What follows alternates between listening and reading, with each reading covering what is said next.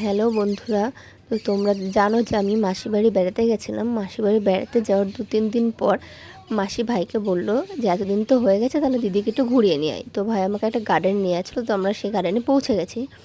গার্ডেনে আসার পরে এখানে তো আমরা ভেতরে ঢুকলাম। তো সত্যি ভেতরটা খুব অসাধারণ ছিল। এটা দেখার পর আমি আমাদের এখানে নেই এরকম গার্ডেন। তারপর আমরা ভেতরে একদম পেছনে সাইডে চলে গেলাম। পেছনে গিয়ে দেখছি সামনের থেকে পেছনটা আরও খুব সুন্দর লাগছে দেখতে। তো আমরা কয়েকটা ছবি টবি তুলে নেওয়ার পর ভাই আমাকে বলে একটা ভিডিও বানিয়ে দেবে। তো এই হলো সেই ভিডিওটার পর আমি বানাচ্ছি ভিডিও, আর ভাই বানাবে না তাই কখনো হয়? তাই ভাইকেও একটা বানিয়ে দিলাম। ভাই তো খুব স্টাইল মেরে একদম ভিডিও একদম ক্যাপচার করে নিয়েছে। তারপরেও এক গার্ড কাকুরা এসে বললো এখন গার্ডেন বন্ধ হবে, এখন তোমাদেরকে বেরোতে হবে। বেরিয়ে যাওয়ার পর এই জায়গাটা যেখানে আমি একটাও ছবি তুলতে পারিনি, খুবই দুঃখের বিষয়, এত সুন্দর একটা জায়গা।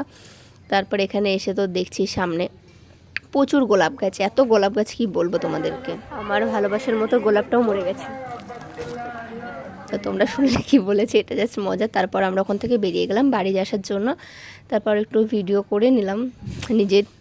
করার পর এই হলো একটা ভুতুরে বাংলো। এইসব তো ঠিক আছে, বাট এটা হসপিটাল কিছু একটা যাই হোক ছিল, এখন আর নয়। তারপরে এটা হলো মেন। এটা দেখে সত্যি একটু ভয় ভয় লাগছিলো, বাট আমি ভয়টাই পাই না। তারপর ভাই বলল বিকেল হয়ে গেছে, চ একটু খেয়ে দিয়েই যাই বাড়ি। তারপর যাওয়ার পর একটু ফুচকা খেয়ে নিলাম প্রথমে। ফুচকা খাওয়ার পর ভাই নির্ঘাত আধা ঘন্টার পর বললো মোমো খাবো। মোমোর জন্য আধা ঘন্টা দাঁড়িয়ে লাইনে। তারপর মোমোটা নিয়ে আসার পর আমরা তো খাবো। কিন্তু একটা জিনিস খুব দুঃখের বিষয়, বাট মোমোর সাথে এখানে স্যুপ দেয়নি, যেটা আমি স্যুপ ছাড়া খেতে পারি না মোমো।